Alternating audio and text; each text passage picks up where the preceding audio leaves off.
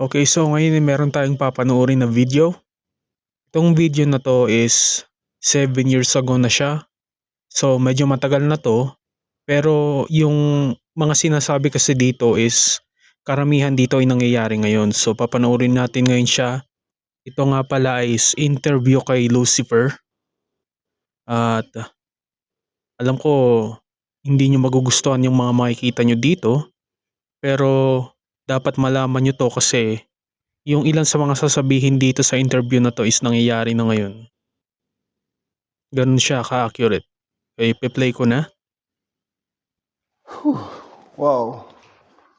Lucifer in the flesh.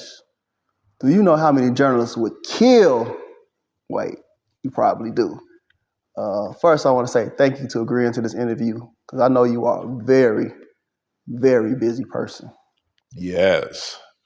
I usually like to fly under the radar.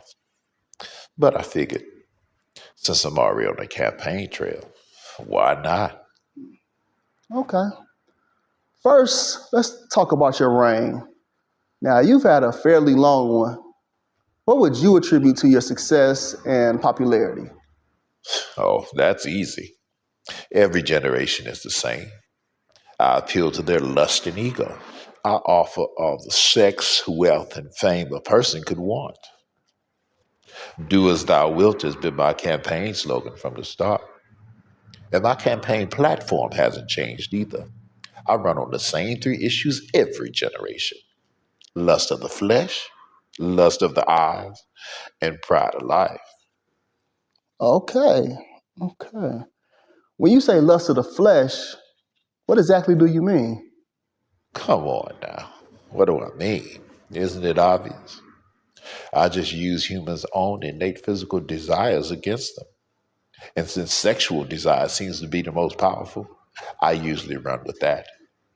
Now, I didn't create sex, but I must say I've done a superb job at perverting it. Take part. Ipopost ko muna dito sandali kasi ito yung ilan sa mga parang ginagawa ngayon ng mga tao na normal lang. Pagka sinabi nila na okay lang yung mga kabastusan kasi yung nanay at tatay naman natin ay tayo ay nilikha nila sa pamagitan ng sex. So wala daw masama sa panlilibog. Ito yung isa sa mga example nun. Kumbaga, nate-take over na ni Satan yung pag-iisip ng tao. Kaya iniisip nila na normal lang yung pag-iisip ng malaswa. At sasabihin niya ngayon dito yung about sa pornography. Dito sa Pilipinas, ang sikat dito is yung Viva Max. Pinapanood ng mga karamihan. Hindi kasi ganun dito yung porn . Hindi siya ganun ka kung ikukumpara sa ibang bansa. Dito medyo tatalakayin niya yung about sa porn, yung mga addict sa porn. So i-play ko na ulit. Pornography, for example. Well, you should know a lot about this one, Ivan. Weren't you addicted to porn? This interview is about you, not about me. Can we get back on subject? Now, where was I? Oh, yeah. What I do is gradually get someone addicted to porn. And once lust has had its full work and he and she can no longer restrain themselves, they usually look to act out their fantasies on someone. And sometimes that someone is a child. Now, my plan plays out. Okay, dun sa yun. Nagugulat lang ako sa ilan sa mga nangyayari ngayon sa paligid ko kasi noon dati sa nakaraan kong trabaho, meron ako dong kaibigan, meron ako dong mga kakilala na ultimo bata pinagnanasaan. Sabi, tingnan mo yung batang yun . Makakailan ka kaya dun? Tapos, yun yung pinag-uusapan nila tapos tinitingnan ko kung ano yung tinitingnan nila. Maliit na bata. Ganyan kabastos ngayon ng mga tao. Kaya hindi natin pwedeng sabihin na itong nangyayari dito sinasabi dito sa video na to ay hindi totoo.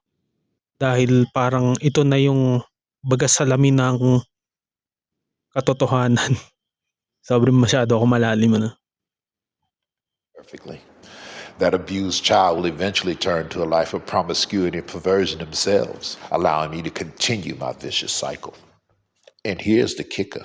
Many of those abused girls end up right in the porn industry.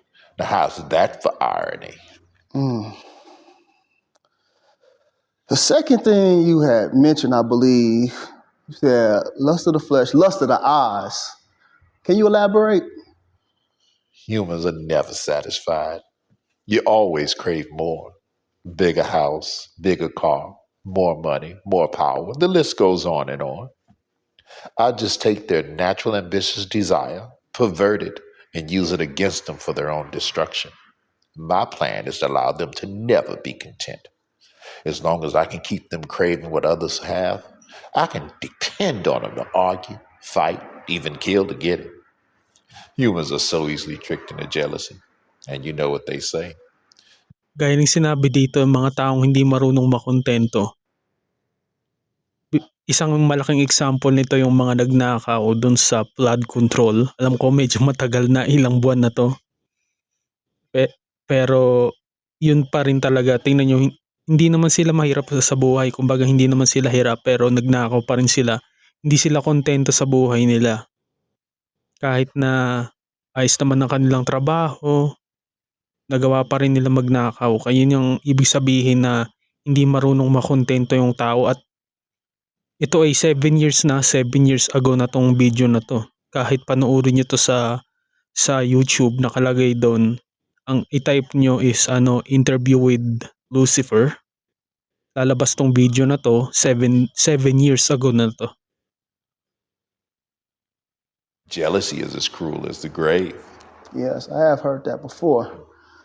The last thing you had mentioned was, I believe, Pride of Life. Now, how does this fit into your campaign platform? Humans are always on a quest for knowledge. I tricked the first humans to seek carnal knowledge over godly wisdom, and it's worked like a charm every generation since. With more knowledge comes more pride, and you know pride is my specialty. And since humans don't like to keep God in their wisdom, I'm able to seduce them with all types of things to help puff up their ego. Lately, fame has been my biggest seller. Who doesn't like attention and feeling more important than the next person? And once I make them famous, I can really use them to promote my agenda. With their help, I've convinced half of the world to not only accept sin, but to celebrate it.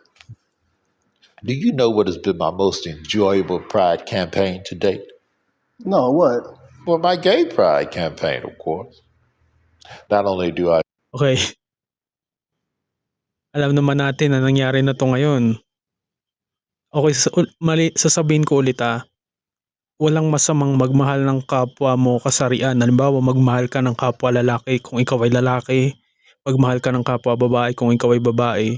Pero, kasi dito medyo nagkakaroon ng, kumbaga, kalituhan yung mga tao. Nalilito sila dito. Pero alam ko 2 Corinthians 6:9-10, sinabi doon na huwag ninyong dayain ng inyong mga sarili. Merong ibang mga sinabi doon pero magpo-focus tayo sa isa. Ang mga lalaking nakikipagtalik sa kapwa lalaki at sa kapwa babae ay walang bahagi sa kaharian ng Diyos. So, yung pagmamahal sa sariling kasarian ay parang pagmamahal din. Halimbawa, kung ikaw lalaki, minamahal mo yung tatay mo, ganun yun. O kung ikaw ay babae, minamahal mo yung tatay mo, ganun. Pero yung pagdarating na siya na halimbawa nakikipag-sex kayo sa kapwa nyo, lalaki, kapwa nyo babae, doon na siya nagiging mali. So yun yung isa sa mga kasi ang sinasabi ng iba, pagka daw ikaw ay naging bakla na o tomboy, is kasalanan daw yun. Hindi po. Magiging kasalanan lang yun kung ikaw ay pinagnanasaan mo na gumagawa ka ng malalaswang pag-iisip sa utak mo. Halimbawa, meron ka nakitang isang lalaki, ikaw ay lalaki. Gusto mong makipag-sex dun sa lalaki na yun kasalanan yun. Lalo na pag ginawa mo ng aktwal, ganun din sa babae. So, dun lang siya nagiging kasalanan. Kung mahal mo ang isang kapwa mo lalaki o kapwa mo babae, wala masama dun. Pero pagka nanggaling na sa medyo, alam mo na, lust, yung lust o kalibugan, doon na siya nagiging masama. Ngayon meron siyang sasabihin dito na dalawa pa na mangyayari daw sa future. Kasi kung matatandaan nyo kung kung doon sa mga hindi nakakaalam, merong iba na nagsusulong na gawing legal yung sasabihin naman niya dito sasabihin niya dito yung dalawa na na baka maging legal sa future. Get the chance to promote your own self-destruction. I get to use God's logo, the rainbow, to do it. Love is love, right?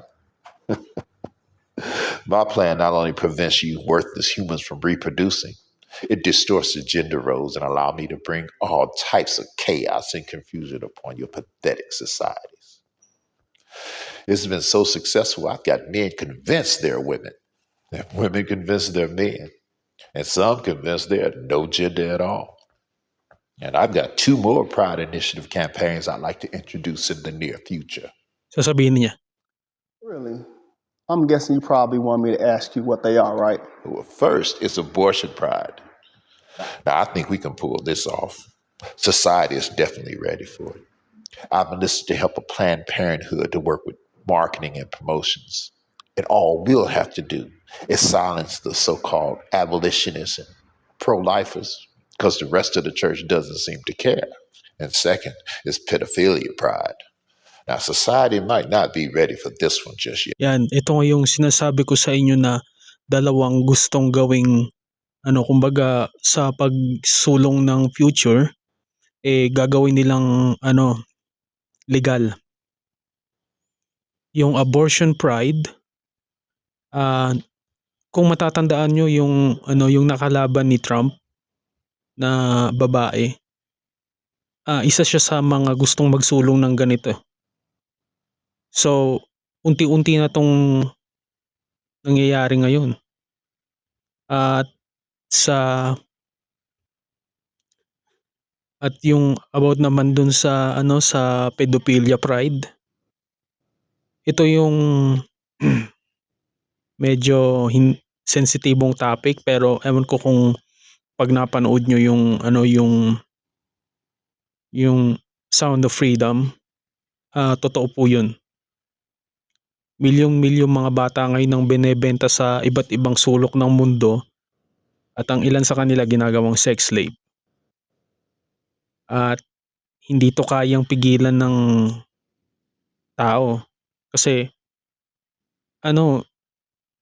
una, parang alam ko nilapit nila yung project na yun sa Hollywood, pero tinanggihan ng Hollywood dahil ang ilan daw sa Hollywood as alam nyo na yun. So nakakalungkot isipin, pero yung mga sinasabi niya parang unting-unting magkakatotoo. Dahil kagaya nga sa Bible, ang sinabi, dahil tayo nasa end days na, kumbaga tayo nasa Book of Revelation na, medyo matindi ang mga mangyayari ngayon. Kaya dito sa atin, sobrang gulo na nangyayari sa ating bansa. Maraming naniniwala sa mga kasinungalingan. Hindi man lang nagre-research, basta narinig lang nila sa ganito, yun ang paniniwalaan nila. Kaya nakakalungkot. Panoorin ulit natin, i-play ko na ulit. So we'll hold off. I need to desensitize them a little more before we introduce it. Okay. Let's change gears for a minute and talk about policy. Some may consider your policies destructive, dangerous even. What would be your response to that? What would you say to your detractors? All of my policies are aimed to do one of 3 things: either steal, kill, or destroy. And if it's not doing one or all 3 of those things, then it's not in my agenda, and I'm not promoting it. Okay. I'm happy you said that. It seems as if you promote your agenda differently to different ethnicities. If so, why? Of course, I'd be a fool not to. Take black people, for instance. As a people, they're super spiritual, so I can't really convince them that there is no God. What I have been able to do as of late is convince them that he's not the God of the Bible. Now, I've been real successful at promoting Black consciousness and Islam in their communities. I'm so happy you mentioned black people. It seems as if we've been at the very top of your agenda for quite some time. Why is that? A few reasons. Black people help me reach the masses. Now, as you know, I was over music in heaven. My beats were so dope, I got over a third of the angels to follow me. And once I got here to the earth, I needed artists and entertainers to help me promote my message here. Who better than black people? Kasi akala ng karamihan ng tao na hindi nakakapagbasa ng Bible is yung mga demonyo daw nasa impyerno daw. Hindi. Ang demonyo ay pinatapon sa lupa, hindi sa impyerno. So nandito sila. Yung sinasabi nito ay totoo. Black people possess all the natural rhythm and music ability that I need. And it's easy for me to influence them with money since so many of them grew up without it. Ang dami nilang nalilinlang.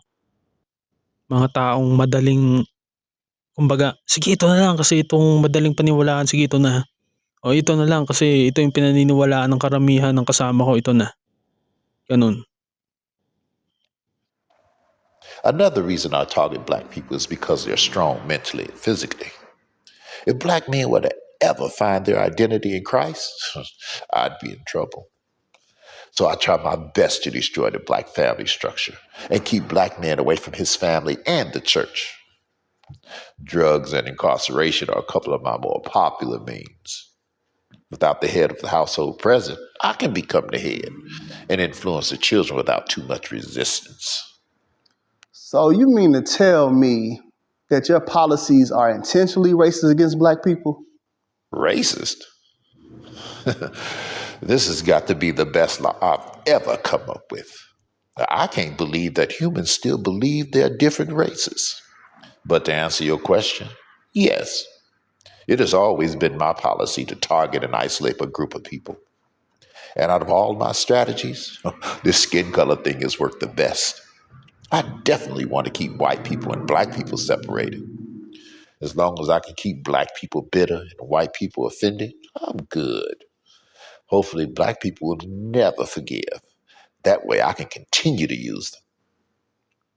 Okay, my question is, what role, if any, does your administration play in this black on black crime epidemic? Well, as great as my administration is, we can't take all the credit for this. Black people help us tremendously. By aborting so many of their babies, they allow us to bring death to their communities. As the Bible says, they sow the wind and reap a whirlwind.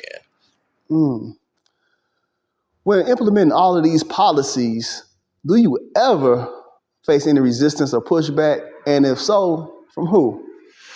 One group in particular try to oppose every policy I try to implement. I would be so much further along in my agenda if it wasn't for them. Really? So what group is that? Those pesky, born-again Jesus followers. They're a real thorn in my side. Every generation, they come together and try to dismantle one of my signature policies. Now, I've convinced half of the world that Jesus didn't exist and the other half that he wasn't divine. But I can't seem to convince them. They seem hell-bent on telling everybody about him and spreading his message. And some of them believe he's coming to unseat me in this generation. Crazy, huh? I'll tell you, those idiots are really messing with my legacy. So, Lucifer, how does that make you feel when us idiots say that Jesus possibly could be coming back in this generation to unseat you? Y'all been saying that for centuries. I just use it as motivation to get as much of my agenda pushed through and deceive as many people as possible before he returns. I think I've done pretty well. My record speaks for itself.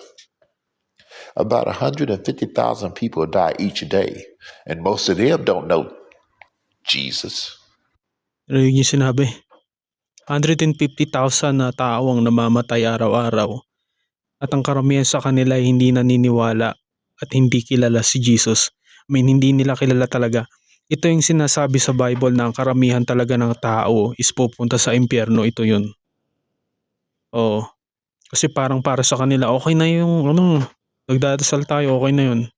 Karamihan ng tao ganun lang. 150,000 people. Whew. Well, you know what? This concludes our interview. I want to say thank you for Tapos kung tatanungin mo naman sila, hindi nila kilala kung ano si Jesus, basta pinako lang sa krus, ganun lang. So matatapos na tong video na to, ang masasabi ko lang sa inyo is kilalanin nyo si Jesus kesa sa basta lang kayong maniniwala sa ano, kasi karamihan ng tao basta kung ano lang yung narinig nila at maganda sa pandinig nila, yun na yun. Kaya yun, so Any last words you would like to leave with our viewing audience? Yes. I'd like to take this moment and give a special thank you to two groups of people. First, I want to say kung ikaw isa sa mga to, sa mga sasabihin niyan to, kailangan mo nang magbago. Kailangan mo na talagang pumunta kay Jesus Christ. Kailangan mo nang kilalanin si Jesus kasi sasabihin niya dito yung klase ng mga tao na sumusupport sa kanya. thank you to all my followers. You are the hands and feet of my administration, and we could do nothing without you. Keep up the good work, spread my message. And second, I'd like to say thank you to the divided church. I love the way you argue and use your passions to fight amongst each other. Keep up the Sa mga church na nagsasabi na basta, alam mo kasi para sa akin kasi hindi mahalaga yung religion eh. Kasi hindi yan makakapagligtas sa atin. Makakapagligtas sa atin si Jesus Christ. Para sa akin, parehas namang, halimbawa, ito example, mga Catholic. Basta naniniwala sila na si Jesus Christ ang totoong God in human form, ang Lord and Savior. Ganun din naman ang born again. Sa mga naniniwala sa ganyan, hindi kayo dapat magtalo. Kahit ako noon, parang gusto ko makipagdebate noon sa mga ganyan kasi merong mga ibang paniniwala sa ibang religion na para sa akin hindi naman mahalaga. Pero ang pinakamahalaga is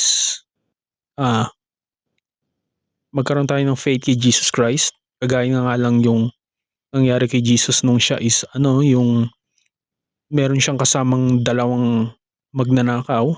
Yung isa doon hindi naniniwala sa kanya at yung isa naniniwala sa kanya, at ang sabi niya ang gusto lang niyang mangyari is alalahanin siya kapag si Jesus Christ ay nakapunta na sa kanyang kaharian.